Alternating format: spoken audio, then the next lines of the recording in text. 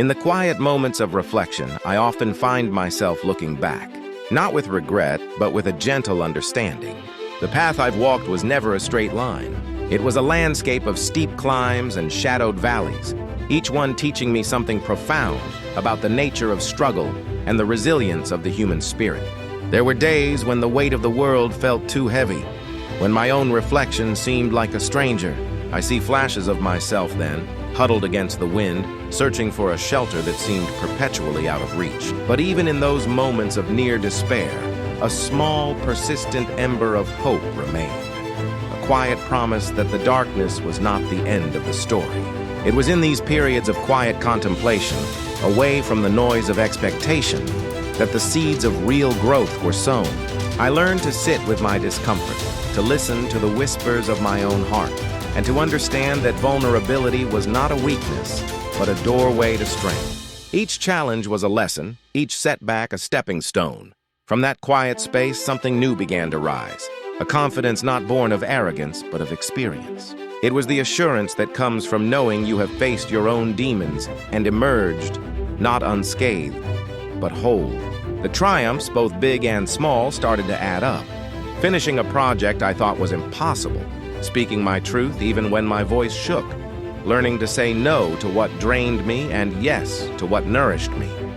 These were not just achievements, they were affirmations of my own inner power. I began to see that the strength I had been searching for outside of myself had been within me all along, a deep well of resilience I could draw from at any time.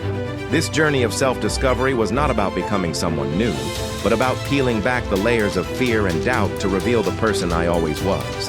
It was about embracing my own story, with all its messy, beautiful, and complicated chapters, and recognizing it as a source of incredible strength. The lessons I learned were etched not in stone, but into the very fabric of my being, guiding my steps with newfound clarity.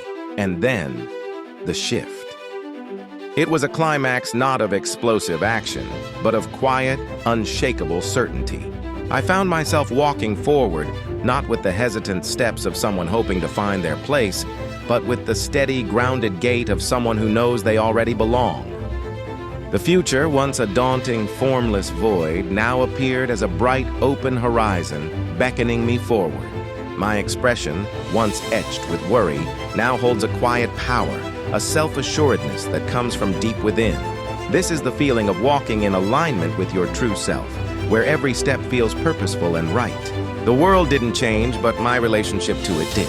I was no longer an outsider looking in, but an integral part of the vibrant tapestry of life. This sense of belonging wasn't something granted to me by others. It was something I claimed for myself.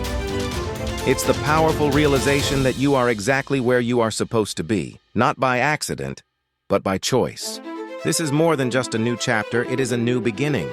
It is the culmination of every fall and every rise, every tear and every smile. It is the peace that comes with radical self-acceptance, the freedom of knowing that you are enough, just as you are. The journey inward has led me to a place of profound belonging, not to a group or a location, but to myself. And in that belonging, I have found my home. The past is a part of my story, but it no longer defines my destination. I carry its lessons with me, but I walk freely, unburdened, into the light of what is to come.